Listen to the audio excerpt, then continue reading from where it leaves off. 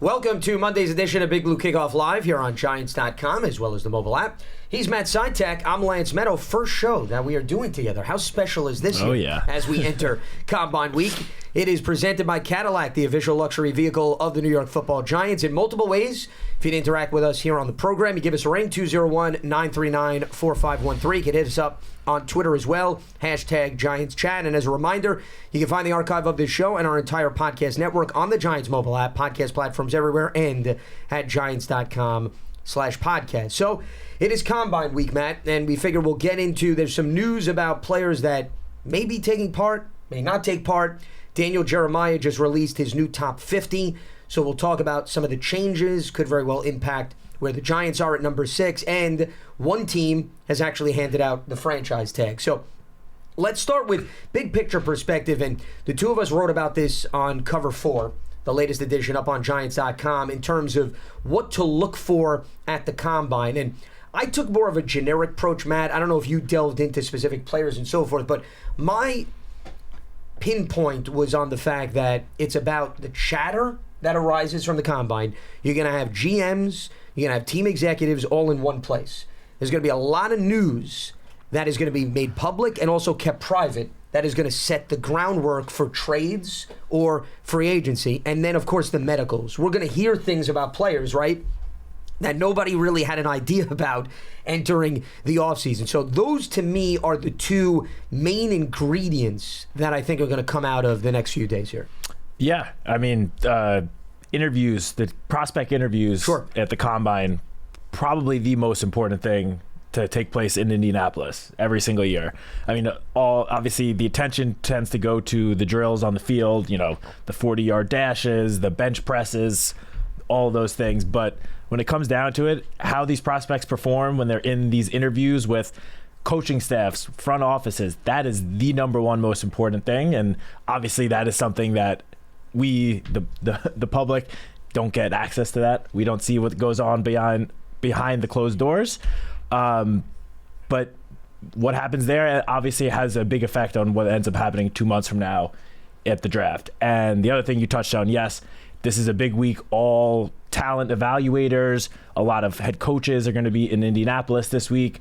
You know, most NFL agents will be in Indianapolis this week. Yeah. The new league year doesn't start for another 2 weeks, or the tampering period doesn't open for another 2 weeks. But, you know, there's a good chance agents will start, you know, just putting some feelers out to teams in Indy this week. So those are two big things to look for. What I wrote in Cover 4 to look for in Indianapolis this week is the competition for the number 2 spot at 2 specific positions. So I focused on the quarterbacks and the wide receivers. Starting with the quarterbacks, you know, we're going to get into this a little bit later, but some of that, the draw of the competition for the number 2 quarterback spot, lost a little bit of excitement when the report came out this week that Jaden Daniels would not be doing, you know, on-field drills at the Combine this week. He won't be throwing. The thing that I wanted to see was how he kind of compared to Drake May, the North Carolina quarterback, and see if one of them could kind of solidify themselves as the, you know, no doubt about it, number 2 quarterback in the draft behind Caleb Williams.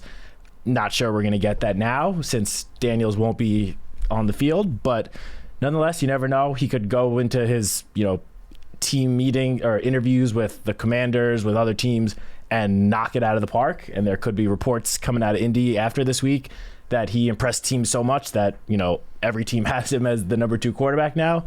We'll see. And then the other position, the wide receiver position, I'm excited to see how Malik Neighbors at LSU and Rome Odunze both participate, or how they perform in the on-field drills in Indianapolis this week. Marvin Harrison Jr. seems to be pretty set and locked in as the number 1 receiver.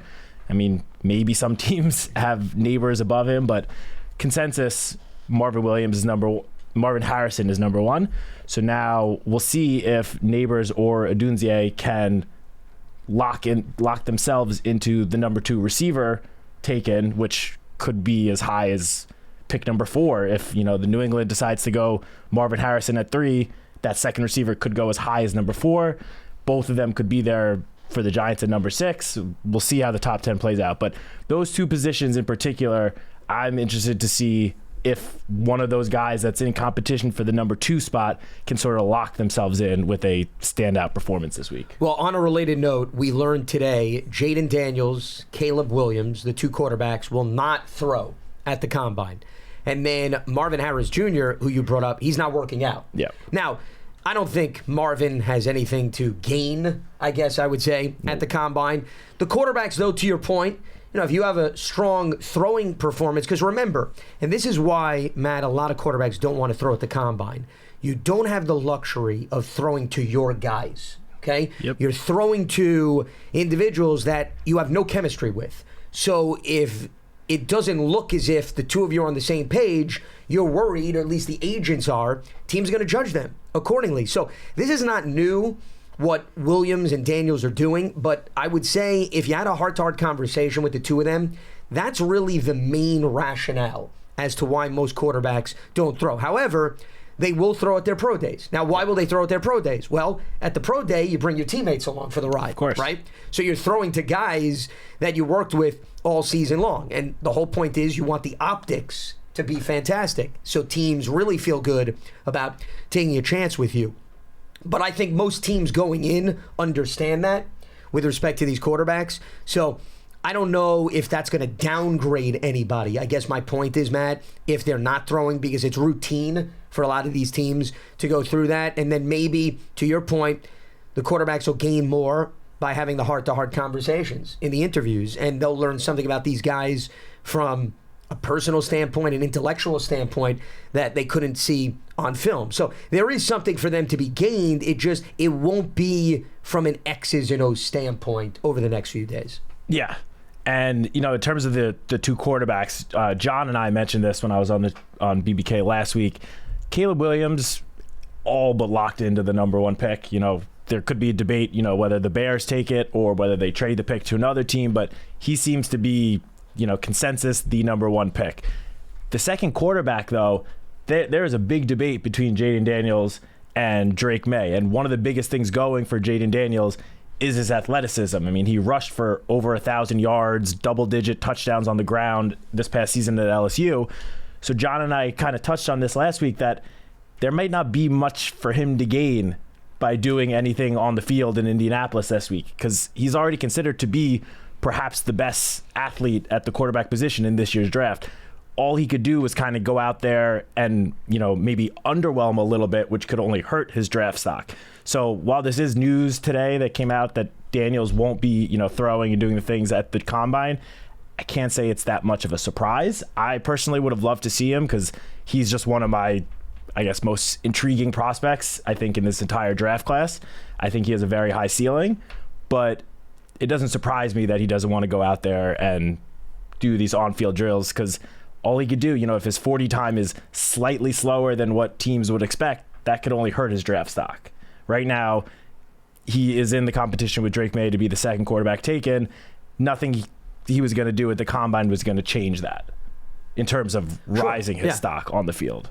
Now, we also learned Michael Penix Jr., Bo Nix, and J.J. McCarthy will throw. So they're taking the opposite perspective. And you could argue, well, given those 3 guys are not projected to go as high as the other guys, maybe they do have something to gain, especially if they impress once again with personnel they're not used to throwing with. So, because if you're a quarterback, you're not bringing your teammates with you to the NFL. Nope. So, if I'm an NFL team, I would argue you can learn, Matt, something about how they throw at the Combine, because if you bring them in first day of spring workouts, they're not throwing to wide receivers. There is no established relationship whatsoever. And they're going to have to spend now the next few months building that. So if within the span of a few days, they can get on the same page with unfamiliar personnel, that to me stands out. So I can understand these 3 guys saying, okay, if we're not projected to go in the top 5, but if we can prove that we can make a quick transition, maybe, who knows, maybe they move up the ladder. Whereas Williams and Daniels, and even May to a certain degree, they have more to lose, where I would argue these other 3 guys have more to gain in terms of at least the on-field workout component. 100% agree with you there. I mean, especially I feel like Bo Nix and Michael Penix. I mean, these are two guys that had a lot of success in college this past season, but they're still kind of fighting their way just to land and potentially in the first round of the draft. There are a lot of analysts out there that think that both of those guys could be second-round picks, day 2 picks. McCarthy, I feel like, is starting to separate himself a little bit in the fourth quarterback of the class debate. There seems to be a lot of reports out there that a lot of teams are more into McCarthy than the media might be, and that he could go, at least as of now, earlier than a lot of the fans and the public are expecting him to go.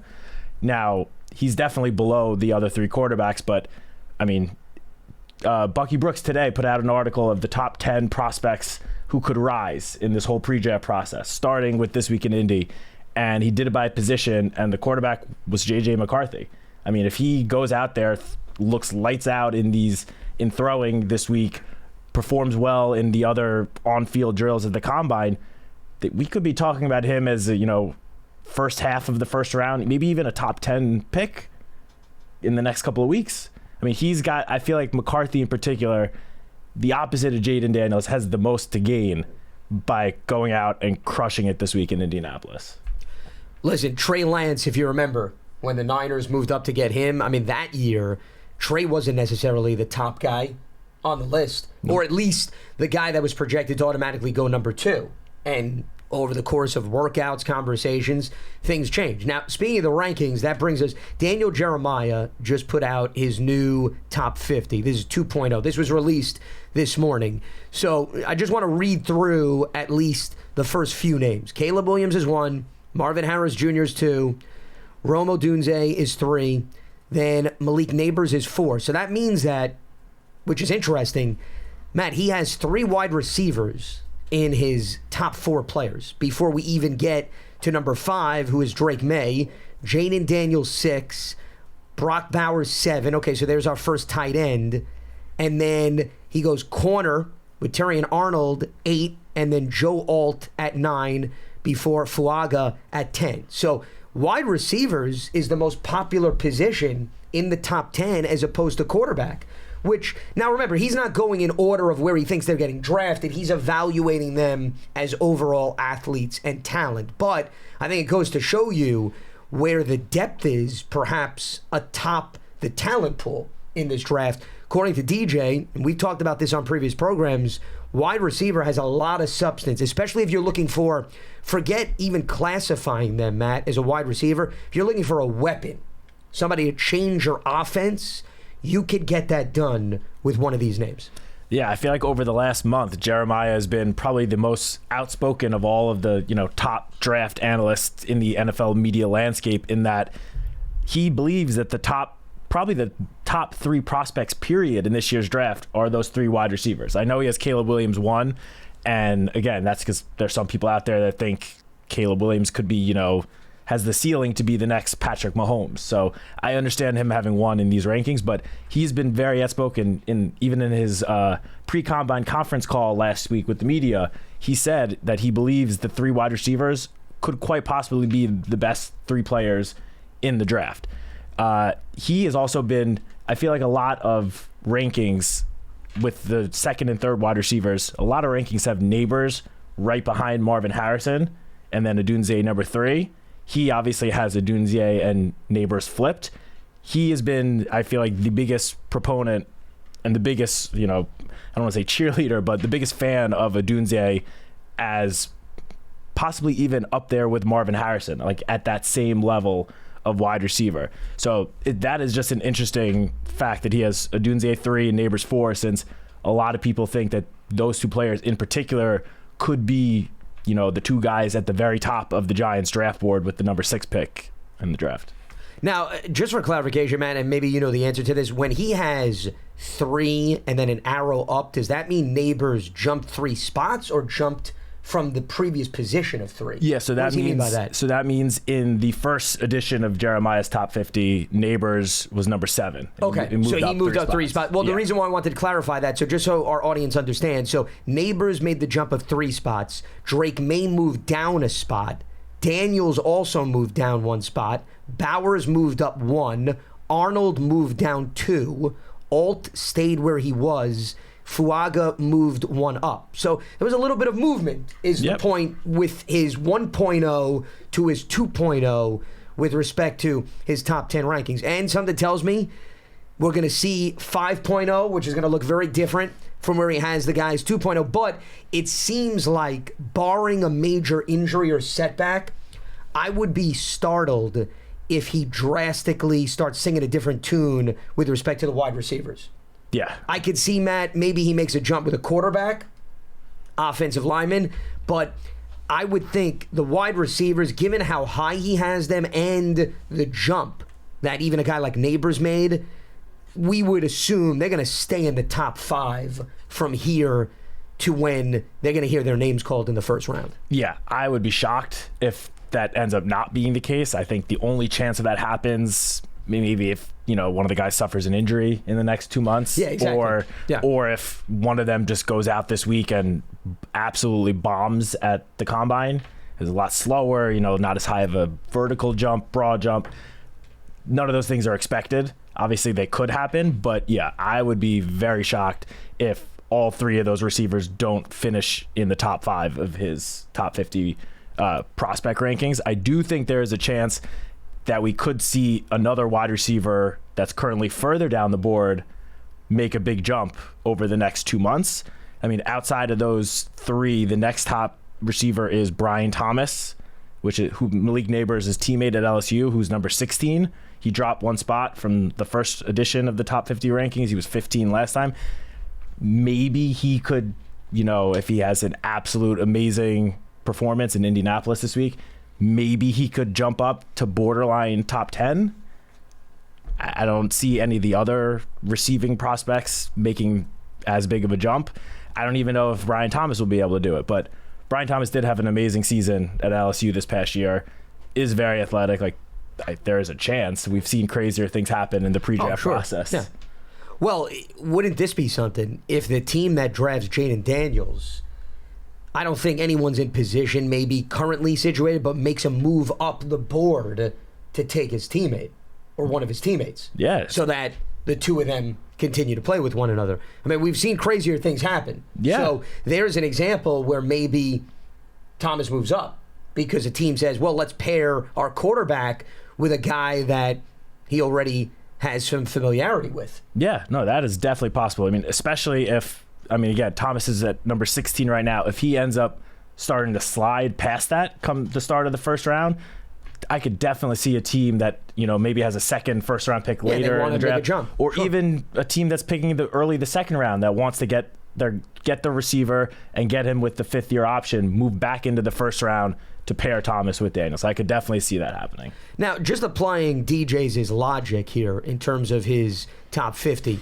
the more and more you look atop the draft, and hey, maybe the Commanders and the Patriots are saying to themselves, if we give our current quarterbacks weaponry, we'll be in better shape. But given, Matt, Washington has a new GM, okay, and Adam Peters. So he's got no ties to Sam Howell. And we've seen this time and time again. New GM comes in, yes, some of them inherit. But when they have a shot to take their guy, more often than not, they take their guy. New England, okay? Belichick's not there anymore. So even though Gerard Mayo was in-house, you're going to have a new voice in the front office. So New England is easily in a position to say, we want to bring in our own guy. I guess my point is, I'd be very surprised, given the change with coaching and front office, if those teams pass up on an opportunity to go after a quarterback. The only thing to me that changes is if one of those 2 teams trades for Justin Fields, which could happen. If they trade for Justin Fields, because we're under the assumption the Bears take Caleb Williams, as you mentioned, then Washington and New England's going to take a weapon to pair them with Justin Fields. If they don't acquire Justin Fields, once again, I'd be very surprised if they don't go quarterback. That's why, to me, the wide receiver movement starts with Arizona at 4. Yes, I actually touched on this very briefly in last week's Fact or Fiction up on Giants.com, in that I believe that the prompt was will the top first 3 picks be quarterbacks? And Sure. I said that I thought the only way the top 3 picks would not be quarterbacks is if, exactly what you just said, if the Patriots trade probably their 2nd round pick to the Bears for Justin Fields. Then, and then pick Marvin Harrison at number 3. However, I do just want to say that I spent a lot of time on NFL Twitter for Giants.com, and which is always dangerous, but yes. And there are a lot of reports out there that say the Patriots could not go quarterback at number 3. As surprising as that might be, and even though Jared Mayo all but said in an interview last month that they're going to be taking a quarterback, there are reports out there saying that there are people within the front office in New England that think they might be better suited either trading down or picking Marvin Harrison, building out the rest of the roster, and for now signing a bridge gap quarterback in free agency, and then try to figure out the quarterback situation in the draft next year. Personally, I'm with you. I don't think they're going to pass on a chance to take Jaden Daniels or Drake May, but there are some people out there that believe there is a chance. But even if that does happen, I think that New England would then just auction the pick off to whoever's willing to trade up to get that 3rd quarterback. I would be very surprised 2 months out if the first 3 picks are not all quarterbacks, which, as you said, would then start a wide receiver run at number 4. I mean, the Cardinals, I feel like, are heavy favorites to take a wide receiver, whether it's Marvin Harrison or one of the other 2.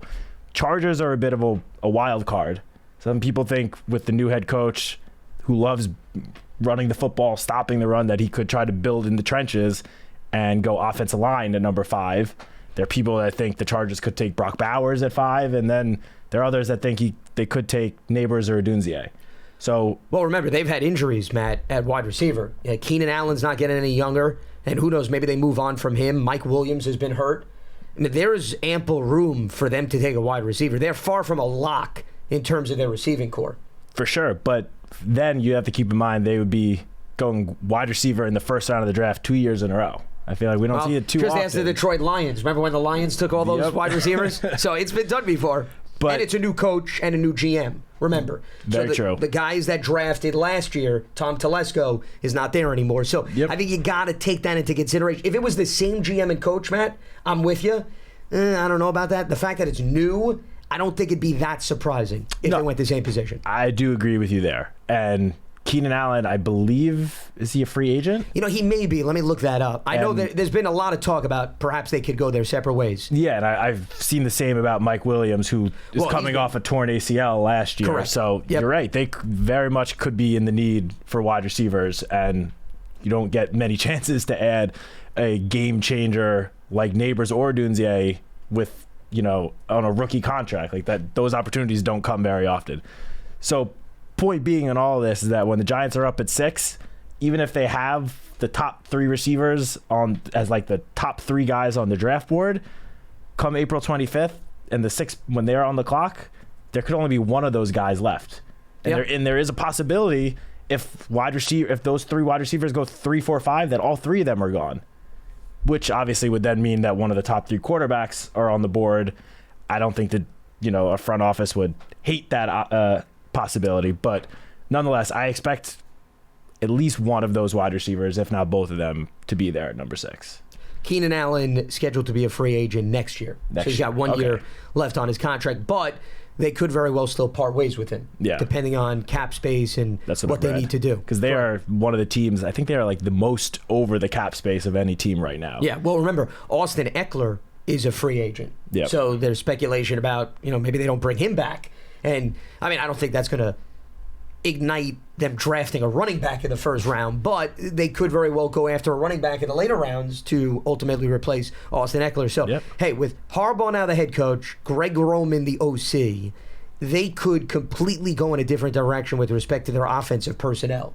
So you got to anticipate that. That's why I think all options are feasible, whether it be a tight end or wide receiver. Clearly they got Herbert. So it'd be stunning for them to take quarterback, but anyone around Herbert is in play for the Chargers. Yeah, just last week, Greg Roman, I had a quote saying, can you imagine Justin Herbert with a good run game, which to me, that has me thinking that they might be leaning towards offensive line at number 5. Yeah. They have Rashawn Slater. If you go out and get Joe Alt, then you have what should be 2 great tackles, both on their rookie contracts. That is a very, very good way to build your offensive line. But yeah, I mean, a lot's going to change over the next 2 months. What the Chargers do in free agency will obviously play a very, very big part in what direction they go with the number 5 pick. But again, they are one of the teams that are the most over the cap. So they're going to have to make some moves, whether it's cutting guys, restructuring, just to get under the salary cap in order to make any moves during this upcoming free agency and to fit the draft class in. Yeah, well, and that's why salary cap space is always fluid. When Yeah. we talk about it right now, it could look like it's in dire straits, and then tomorrow, all of a sudden, they're $5 million with cap space. So you can only read so much into that. But I'm with you. The Chargers right now are in a tough spot. They're going to have to do some cleaning. All right, we're going to open up the phone lines as we move forward here on Monday's edition of BBKL. Few reminders: Giants Huddle podcast. You can check that out. Favorite podcast platform. You go to giants.com/podcasts. Giants fans, you can take your fandom to the next level with a season ticket membership. Stay connected to the club all year round, not just on game days. Memberships now available for the 2024 season. To learn more about all the exclusive member benefits, visit giants.com/tickets. Limited inventory is available. And the Giants official connected TV streaming app, Giants TV. It brings you original video content and game highlights on demand and direct to Big Blue fans. Giants TV, it's free. It's on Apple TV, Roku, Amazon Fire TV, and the Giants mobile app. All right, let's head to the phone lines. We check in with Cliff in New York. Cliff, what's happening? What do you got for us? Hey, guys. Thanks for the show. I've got a question first. We have this list of pending free agents, and my question is, can Joe Shane trade any of those guys if he wants to? No. Yeah, The only situation I believe that he could trade any of those guys is if it's a franchise tag and trade, which I guess, there's a maybe Saquon Barkley, Xavier McKinney, but I would say very unlikely that happens. So most likely, no, none of those guys can get traded. Okay, because last week I learned to remember rules and regulations about all kinds of things, the way players are controlled and not controlled. I've just had a thought about quarterbacks. I want to pick up also on what my thinking about trading down. Looking at what happened with Baker Mayfield, when the Buccaneers decided to take a chance on him, I think it was at a very low price, but still, they had a long, run of NFL tape to look at with Baker Mayfield and had a thorough understanding of what he could do in the league. And the same thing applies to a lesser extent with the guy from Chicago who everybody thinks is going to be moved. Is it Justin Fields? Yeah, Justin Fields. Yeah, well, there's a lot of tape on him, and people have ideas about what he can do and not do in the NFL. And none of that applies to any of the quarterbacks in this draft. So I'm just wondering if maybe the best strategy for the successor to Daniel, if there has to be one, which there very well might be, is to wait until somebody is with another team shows what they can do, and we'd be in a position to compete to get their second contract in the league. Because by that time we'd have enough cap space to spend a big number. You know where I'm coming from with this? Well, but at the same time, the Packers drafted Jordan Love. He didn't play at all other than one game against Kansas City and had a really nice rookie year when he took over for Aaron Rodgers. So you've seen examples where you could draft a quarterback, he could sit for a year or two and then be ready to take over. I think there's good examples on both sides of the equation. And Baker, to me, it wasn't the fact that Baker couldn't play. Baker didn't have a stabilized environment in the other places that he went around. The reason why Baker flourished this year is Dave Canales turned out to be a really good play caller, and Baker had weaponry. I mean, Mike Evans had a nice bounce-back season. They had Chris Godwin. I mean, there's a lot of good talent around Baker in Tampa Bay. So that is just as critical to make the quarterback as opposed to just the quarterback and what his individual skill set is. Right, and that's where I expect us to be much better than we are now in a year or two. I expect us to be like that, to have a better environment to offer somebody than they have now. Well, but what I'm saying is you could draft a quarterback and still offer that environment to the young quarterback, though, based on your thinking. Well, yeah, I don't know. Do you think that works as well in New York? I mean, the clamor would be extreme to put him on the field immediately. Well, I'm not talking about the way that I'm reading your interpretation is if you were to draft a quarterback and not put him on the field for another year or two, you could build up the environment around him. That's what I thought you were selling, based on what you're talking about. I'm selling mainly the idea that the best shot for getting a quarterback is somebody who's already played in the league, at least a year or two, and that you know a lot more about them that way than you would about any college quarterback coming out. Well, I mean, from the Giants' perspective, and Cliff, appreciate the phone call. Thanks for giving us a ring. And Matt, we've talked a lot about this in various different shows. You know, the Giants have to bring in a quarterback, whether it's through the draft or free agency. So if you use the thinking of the last caller, could the Giants go after an established pro to back up Daniel Jones? Absolutely. I think there's room for that, whether it's Tyrod Taylor, whether it's Jacoby Brissett.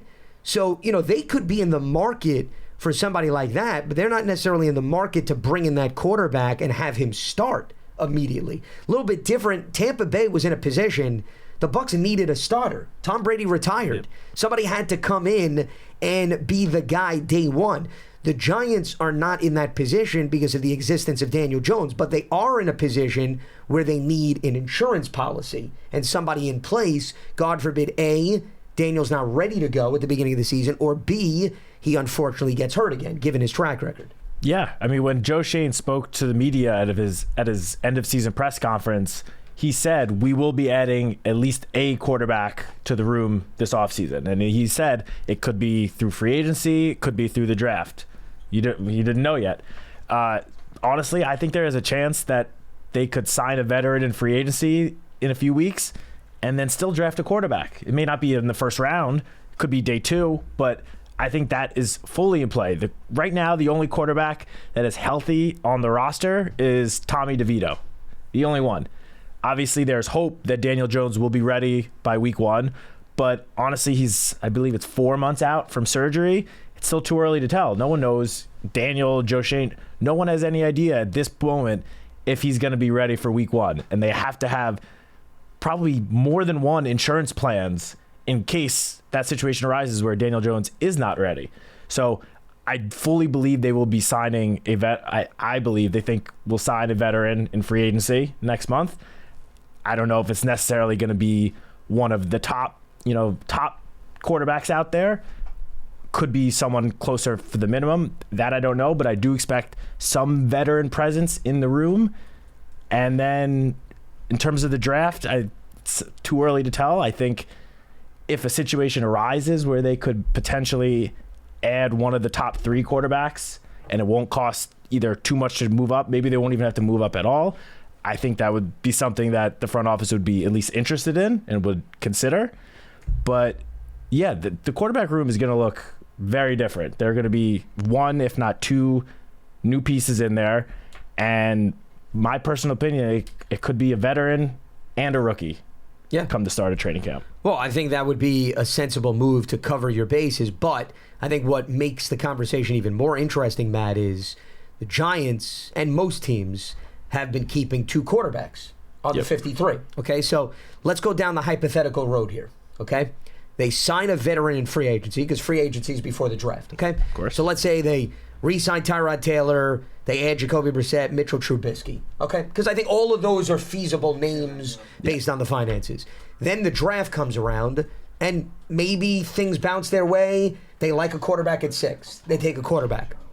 Well, you could argue, Tommy DeVito's status, you don't know now because now you add Tommy in. Now there's 4 quarterbacks on the roster.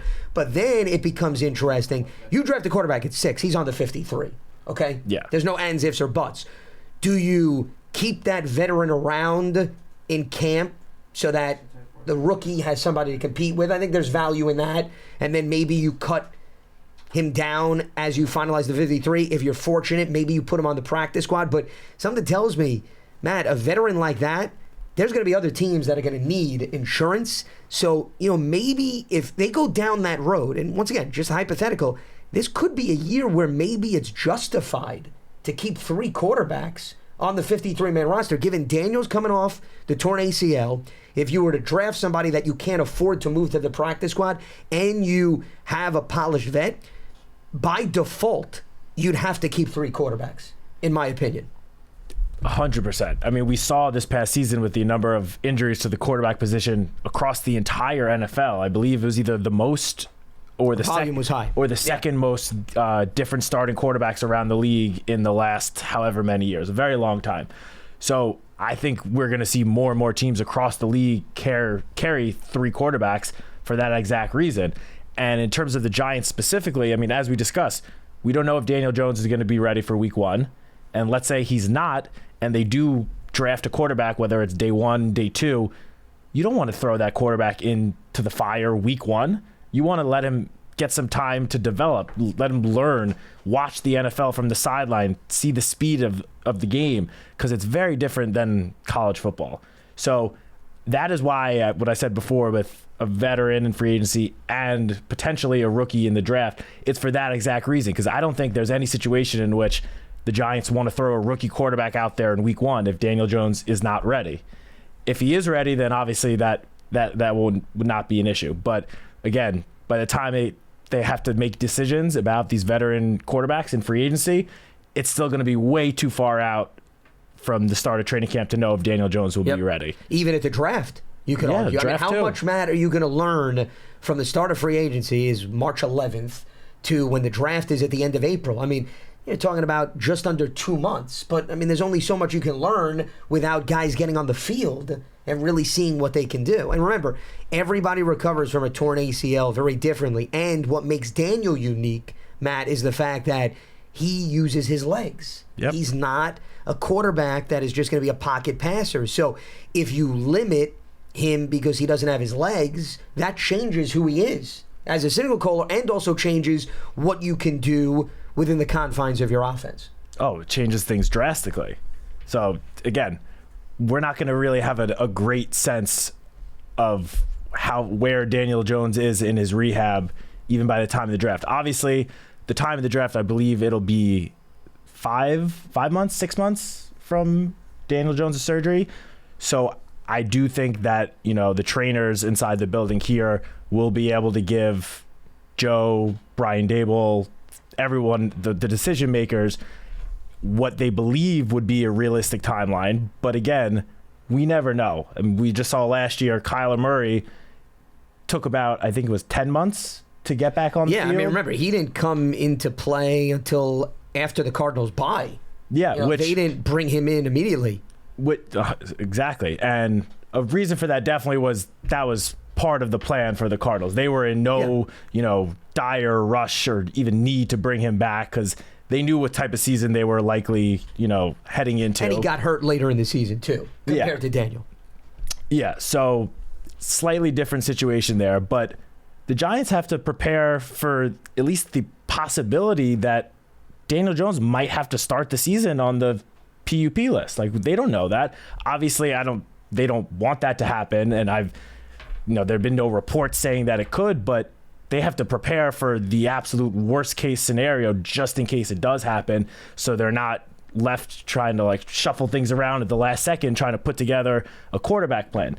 There's at least a chance that he would have to start the season on the PUP list, and if that happens, then you want to have at least 2 other quarterbacks, if not 3 quarterbacks at that time, to get you through the first chunk of the season. Plus, God forbid, he has a setback too. Yeah. You have to prepare yourself. I mean, once again, you're not hoping for these things, but that's why you prepare for these things in the offseason. The worst case scenarios, the coulda, woulda, shoulda games, you don't want to have to play that in your head. And I would agree with you, Matt. I think if for some reason Daniel's not ready to go, it's more of a reason why the value of having a proven veteran on the roster increases and skyrockets. Because you want to feel as if somebody's in place to run your offense week 1, and there's not questions about the growing pains, developing as a quarterback simultaneously to knowing the offense. That's more of a reason why it would be surprising if they don't pursue some of these names that we threw out. I mean, granted, you're not going after a Kirk Cousins. No. Okay? Ryan Tannehill, I don't know what Tannehill is looking for at this stage in his career. That's why I think Tyrod Taylor, Mitchell Trubisky, Jacoby Brissett. I think that layer of quarterbacks is realistic that they could pursue, and they could very well get a deal done. I mean, I have the list in front of me in terms of the other quarterbacks. I think beyond that, Matt, and you can see the list here, and I'll eliminate Baker and Kirk Cousins to me are in the same boat. Baker's either going to re-sign with Tampa or somebody's going to give him a starting job. Yeah. He's not going elsewhere, not after the season he had, to be a backup. Then you got the Gardner Minshew's. And Minshew, to me, I'll put Minshew in with Taylor, Trubisky, and Brissett. But Drew Lock, Sam Darnold, Marcus Mariota, that's who you're looking for after you get through that second layer that I just threw out. And then, I mean, Joe Flacco's out there too. But I think age and mobility are two things that the Giants have to take into consideration. And Brissett, Trubisky, I mean, Taylor's a little bit more on the older side, but Taylor knows your offense. Yep. So there's always appeal. That's a big plus. Trubisky is just under 30. Brissett is in that 31-year-old ballpark. So I think both of those would be reasonable choices, and you can use your quarterback's legs to operate the offense. That, to me, is what makes both of them appealing. And you got to remember, there most likely will be one more addition to that list at some point in the next few yeah, weeks. in terms of somebody getting let go? Sure. Well, I'm talking specifically Russell Wilson, which I don't know if that would be the type of quarterback the Giants would be looking for in particular, but just another veteran quarterback added to that list that you just went through. Sure. Because there will be a lot of teams out there trying to solidify their backup quarterback position. A lot of these guys are going to fill those spots. So the more options there are out there, hopefully that drives down the price on these guys, which in turn could help the Giants if one of these guys is the route they plan on going to get their backup quarterback. Well, Russ is interesting. I think Russ, if you ask him, he wants to still have a legitimate shot to compete to be a starter. Yeah. So I would think if another opportunity opens up, because remember, Daniel Jones is in the equation here. Anyone who signs, Matt, with the Giants is understanding I may start a game or two if he's not ready to go, but I'm not getting the job long term or even short term.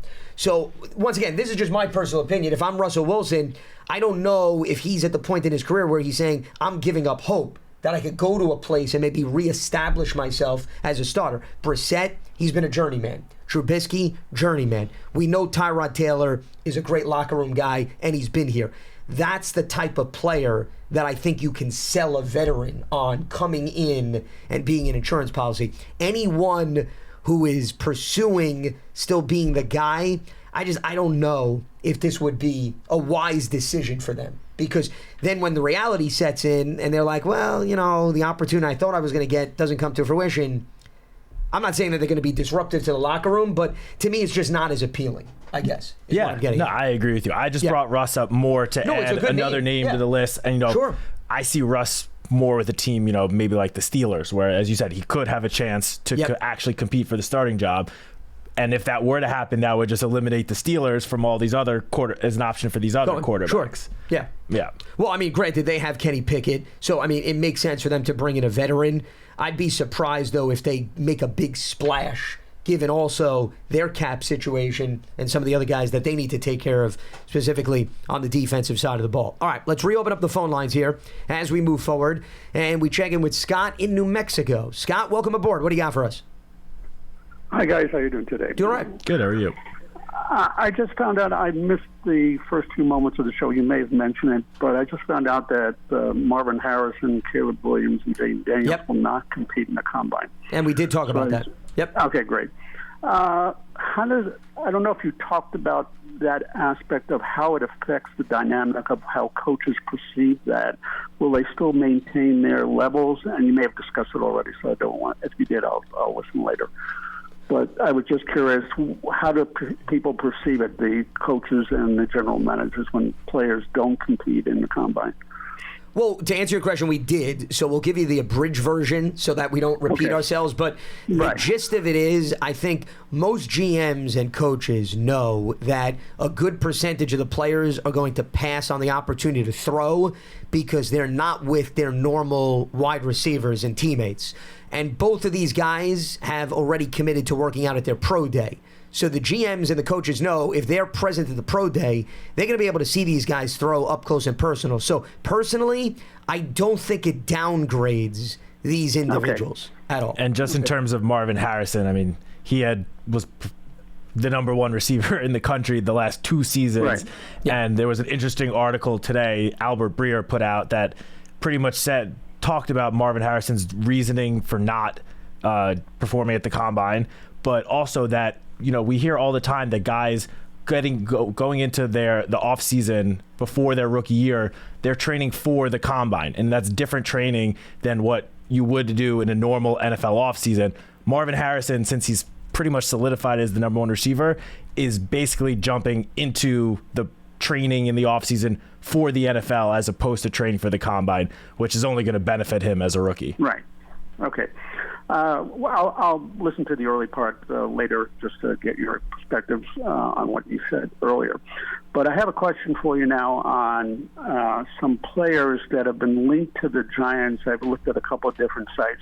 First of all, I just want to make a comment on Mitch Trubisky. His passer rating in his last 2 years at Pittsburgh were 58 and 34.6. So I would stay away from him completely. Sure. No, he definitely has struggled. There's no doubt about that. But, once again, different offense, different scheme. Sure. We've seen guys regroup. Yeah.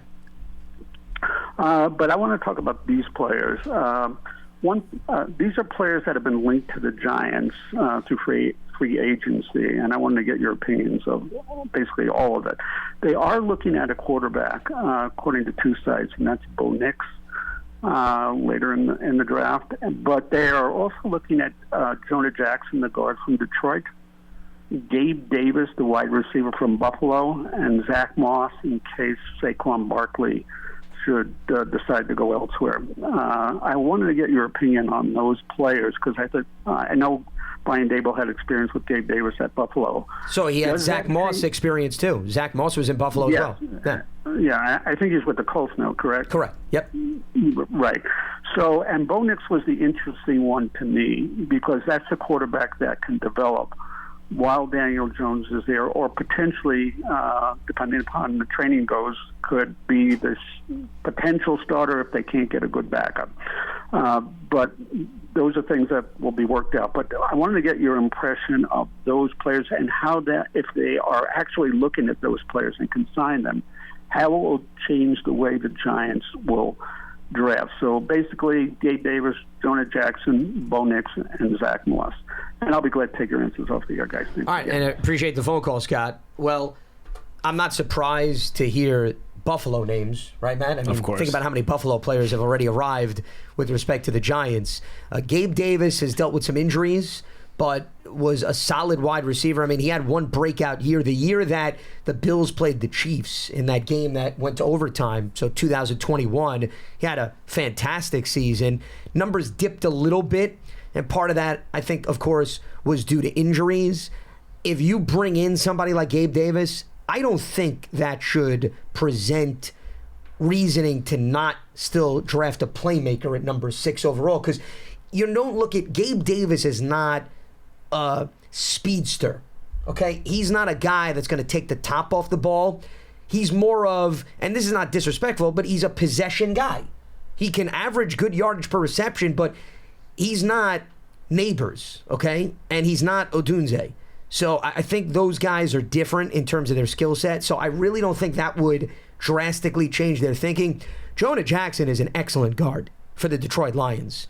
He has been a staple of that offensive line. And I was checking, he made the Pro Bowl in 2021, dealt with some injuries later this season. But, I mean, to me, Jackson's going to cost some money.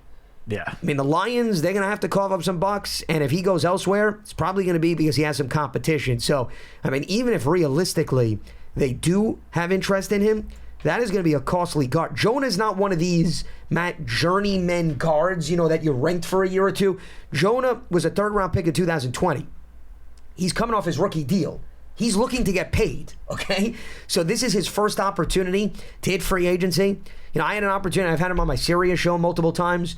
Really good personality, nice guy, but he's going to be a costly guard if the Lions don't re-sign him. So I don't know from a financial perspective if that's a realistic target for the Giants. Yeah, well, just going back to what the caller said, just wanted to clarify one thing, because he mentioned a bunch of guys that are going to be free agents, and then he mentioned Bo Nix, who is obviously in the draft. So Bo Nix just has to be, separated from the other group of guys that he discussed. But about Jonah Jackson, he's very solid guard, and I think we all expect the Giants to be, looking for 1, 2, who knows how many interior linemen, whether it's through free agency or the draft. I will say the one thing that might drive Jonah Jackson's price down a little bit is the fact that there are at least several other guards that are about to hit free agency that a lot of media outlets out there have ranked higher than Jonah Jackson. There's I'm blanking on the guy from the Patriots. I'm bringing up the list right now. The guy in the Patriots who's tackle/guard, who's potentially the number 1 offensive lineman in free agency this offseason. I'm blanking on his name. You're talking about Michael... A guy that is at tackle, you're talking about? A tackle guard. He's played both. That's why I'm looking at my list. I don't even see Trent Brown. Is that who you're referring to? I'm thinking Michael O. Something from the Patriots. No, I know, because I'm not seeing him on the free agent list. That's why I'm surprised. I don't know if you were looking at guard.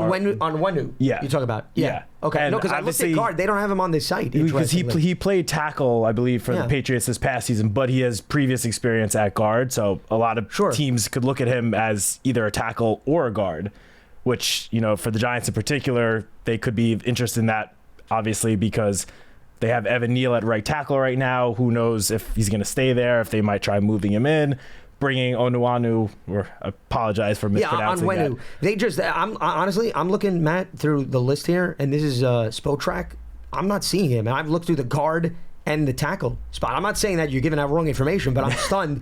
They don't even have him. Yeah, that's odd, because a lot of places have him considered like the highest offensive lineman about to hit free agency. Yeah. But regardless, Kevin Dotson, Kevin Zeitler, there are other guards out there that, same level, if not even a little better than Jonah Jackson, that I think could just drive Jonah Jackson's price down a little bit. I don't mean to. And by better, I mean it depends. It's obviously in the eye of the beholder, but sure. Well, but the one thing that makes Jackson appealing is he's 27. Okay, and once again, coming off the rookie contract, a number of the names you brought up, keep in mind, veterans that are in that 30 ballpark.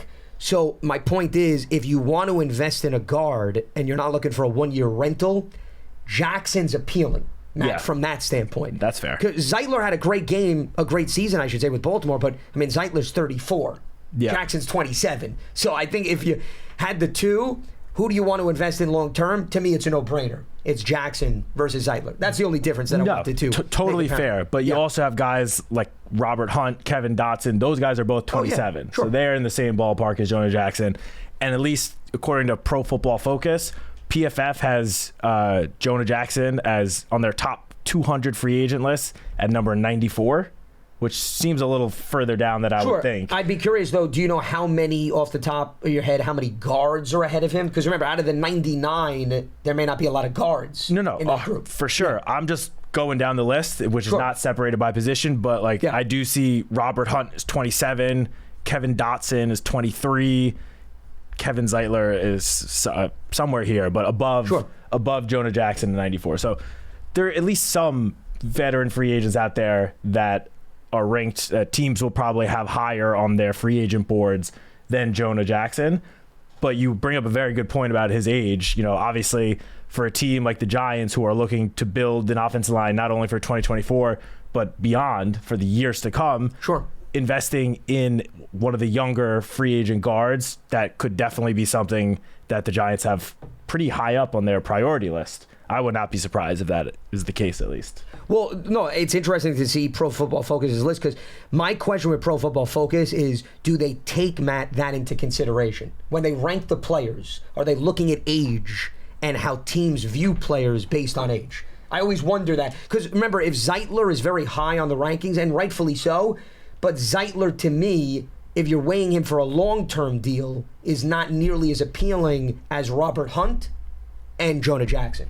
Yeah, because of the age factor. I think they rank it just based off the 2024 season. And that's what I'm thinking. Which is Correct. Zeitler is ranked 32 on the list. Which is understandable because he had a really good year. Yeah, but that's but a fair they're not point. looking at it, when you rank free agents, if you had the board of teams, they're looking at age. They're looking at coming off a rookie contract. They're factoring those things in as opposed to on an island how they performed in 2023. Yeah, so 100%. Just, once again, you got to take all of that into consideration. I'm not saying that you're not thinking about that, but when we have these lists and, fans look at these lists, they're like, oh, well, PFF had him as 99, so he must have been a garbage offensive lineman. Well, let's not go that far.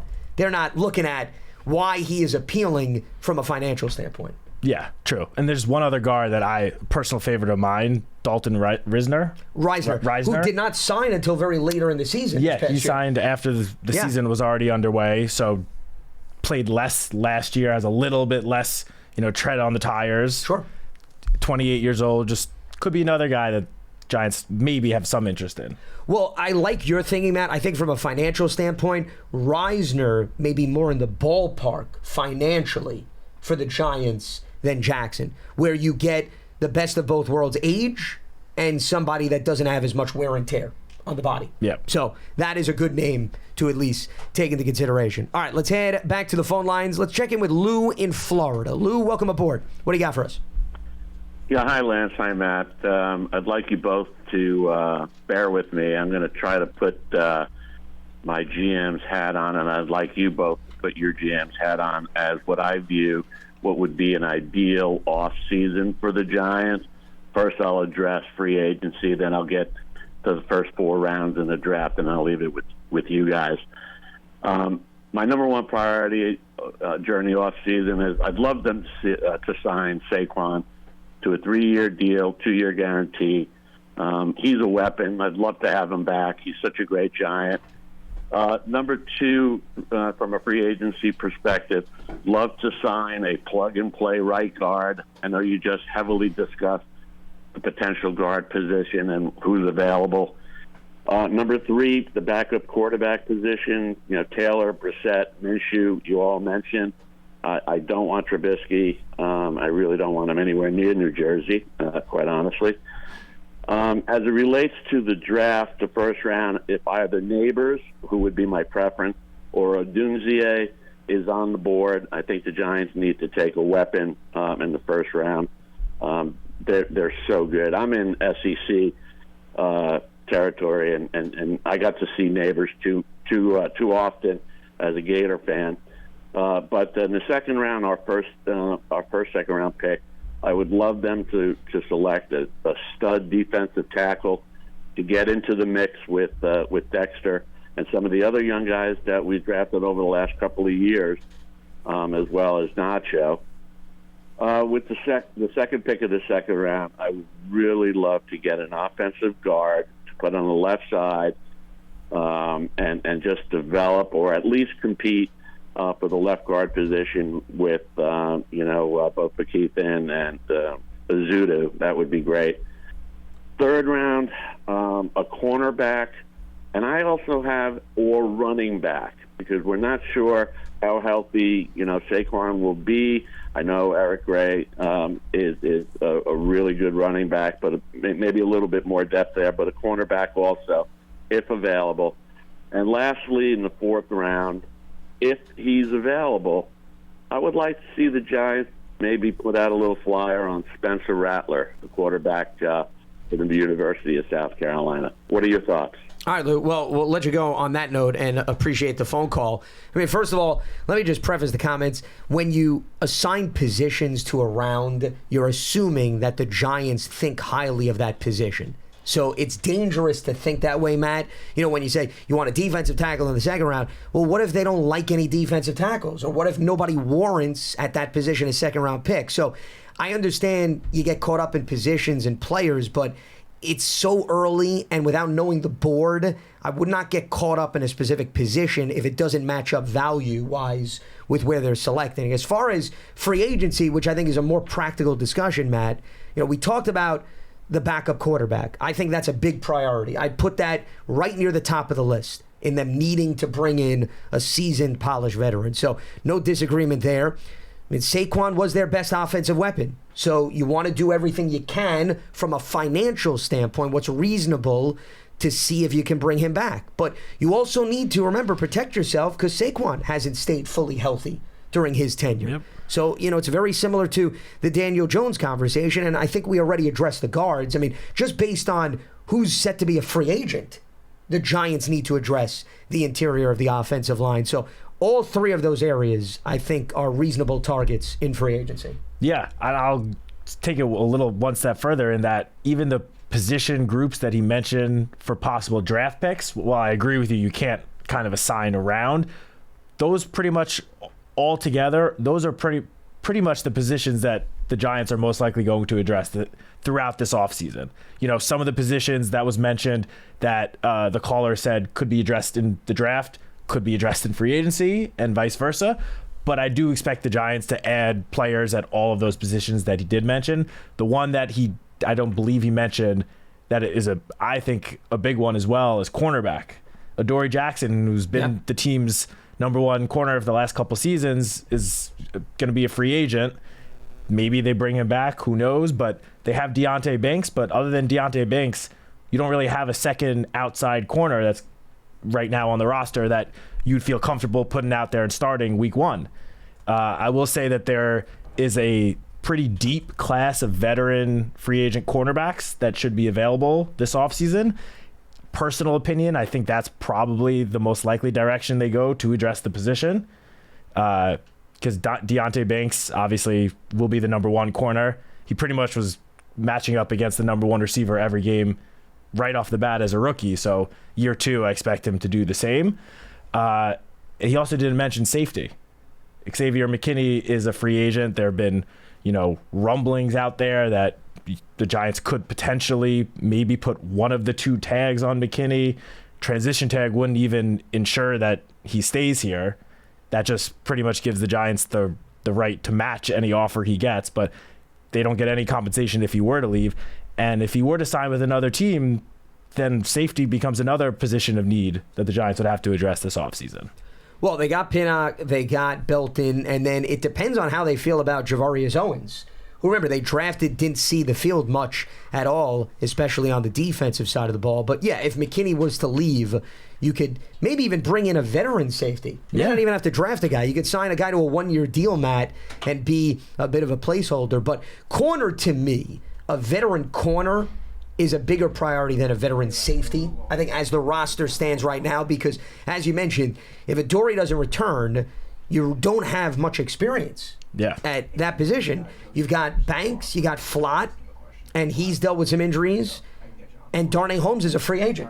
So you can't even pencil or pen him into the equation. So, and Trey Hawkins, remember, had a good camp, but that didn't translate over to the regular season. So I'm with you. Veteran corner to address in free agency, I think would be practical. Because, again, there's a deep class of veteran corners that shouldn't cost the Giants or any team, too much money. Sure. That can step in and immediately be a very solid starter across from Deonte Banks. Absolutely, yeah. And that's why I think the way we were talking about it is a little bit more sensible in terms of you want to target those positions, but you can't assign it around because you're assuming that the Giants value players available in that round. And they may not.